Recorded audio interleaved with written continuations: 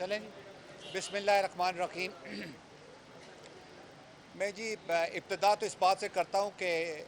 Supreme court of Pakistan specially chief justice साहब ने इस अरशद शरीफ शहीद के मर्डर के सिलसिले में सुओ मोटो एक्शन लिया। आज वो काम जो 43 दिन से किसी तरफ नहीं लग रहे थे, इन्वेस्टिगेशन का हाल आप लोगों ने सुप्रीम कोर्ट में देख लिया। गवर्नमेंट की तरफ से कितनी एफर्ट्स की गई वो भी आप लोगों ने आज देख लिया। लेकिन सुप्रीम कोर्ट के चीफ जस्टिस साहब ने कहा है उन्हें कि जी आप एक तो जो इन्वेस्टिगेशन रिपोर्ट है वो आज रात को ही आप सुप्रीम कोर्ट में जमा कराएं, और दूसरा जो FIR है जिसके लिए मुख्तलिफ हीले बहाने तलाश किए जा रहे थे और जिसका कोई जवाब नहीं था, उन्होंने कहा कि जनाब हम इन्वेस्टिगेशन का इंतज़ार कर रहे थे,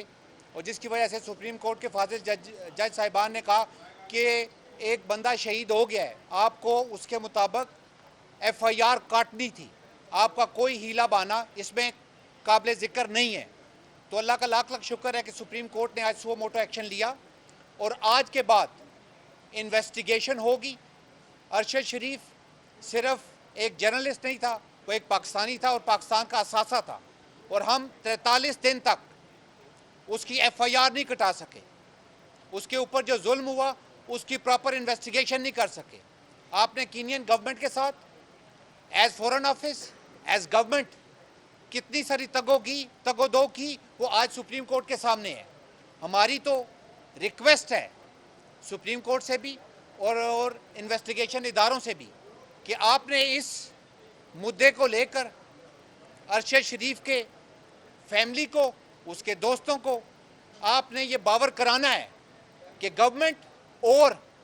इसमें इन्वेस्टिगेशन के इदारे इंटरेस्टेड हैं और इसको अपने लॉजिकल कंक्लूजन पे लेके आएंगे। हमें कल दोबारा बुलाया गया है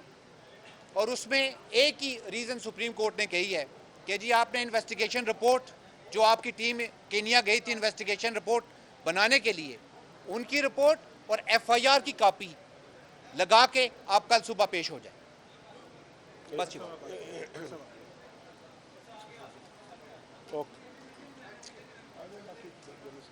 बिस्मिल्लाहिर्रहमानिर्रहीम। सबसे पहले मैं Pakistan federal union of journalist की जानिब से पाकिस्तान भर की तमाम जर्नलिस्ट कम्युनिटी की जानिब से, सिविल सोसाइटी की जानिब से चीफ जस्टिस जनाब उमर बंदयाल साहब का शुक्रिया अदा करते हैं, क्योंकि PFUJ ने 2 हफ्ते कबल एक लेटर लिखा था चीफ जस्टिस साहब को,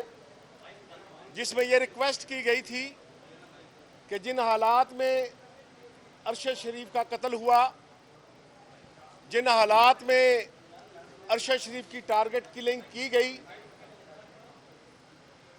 इन हालात के अंदर पाकिस्तान के अंदर किसी इन्वेस्टिगेशन अदारे के हवाले से, सियासी जमातों के पॉइंट ऑफ व्यू के हवाले से, हुकूमत के पॉइंट ऑफ व्यू के हवाले से इतनी गलत फहमियाँ जन्म ले चुकी हैं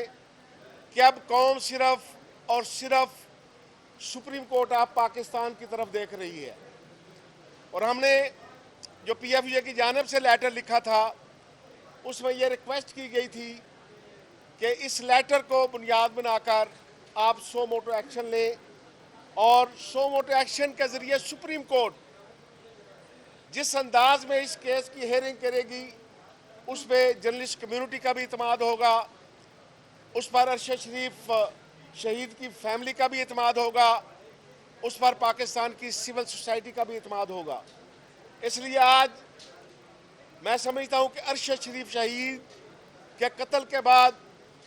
आज पहली जो कामयाबी हुई कि चीफ जस्टिस साहब ने इस्तफसार किया कि आज 40 रोज़ गुजर गए हैं इस वाक़या को, आज तक आपने पाकिस्तान में वो FIR क्यों रजिस्टर नहीं की, जिस पर चीफ जस्टिस साहब को बताया गया कि हम फैक्ट फाइंडिंग कमीशन की रिपोर्ट का इंतज़ार कर रहे थे, जिस पर मोअज़्ज़ज़ अदालत ने पूछा कि क्या ये FIR की रिक्वायरमेंट थी कि पहले फैक्ट फाइंडिंग कमीशन रिपोर्ट आएगी और बाद में FIR दर्ज करेंगे आप। इसलिए अदालत ने हुक्म दिया है कि अरशद शरीफ शहीद के कत्ल की FIR जो है वो पाकिस्तान में भी दर्ज की जाए। इसी तरह चीफ जस्टिस साहब ने ये इस्तफसार किया कि अगर वो रिपोर्ट फैक्ट फाइंडिंग कमीशन की रिपोर्ट हुकूमत को मौसूल हो चुकी है तो आज ही आप वो रिपोर्ट अदालत में पेश करें, जिस पर हुकूमत की तरफ से ये मौक़िफ़ अख्तियार किया गया कि हमें सिर्फ आज के दिन की मोहलत दे दें, क्योंकि अभी वज़ीर दाखिला और चीफ एग्जीक्यूटिव ने जो है वो रिपोर्ट देखी नहीं है, उस पर साइन नहीं किए हैं। तो आज हम ये प्रोसेस मुकम्मल कर लेंगे और कल वो रिपोर्ट जो है फैक्ट फाइंडिंग कमीशन की रिपोर्ट जो है वो कल तक अदालत में जमा करा देंगे। मैं उम्मीद रखता हूँ कि जिस तरह के पूरी कौम की नज़रें सुप्रीम कोर्ट पर थी, जर्नलिस्ट कम्युनिटी की नज़रें सुप्रीम कोर्ट पर थी, पाकिस्तान की सिविल सोसाइटी की नज़रें सुप्रीम कोर्ट पर थी, उम्मीद है कि इंशाअल्लाह ताला अब अरशद शरीफ कत्ल केस के मुल्ज़मान जो हैं वो कैफ़रे किरदार तक भी पहुँचेंगे, उनकी निशानदेही भी होगी और कौम के सामने ये सारी रिपोर्ट भी आएगी। Thank you.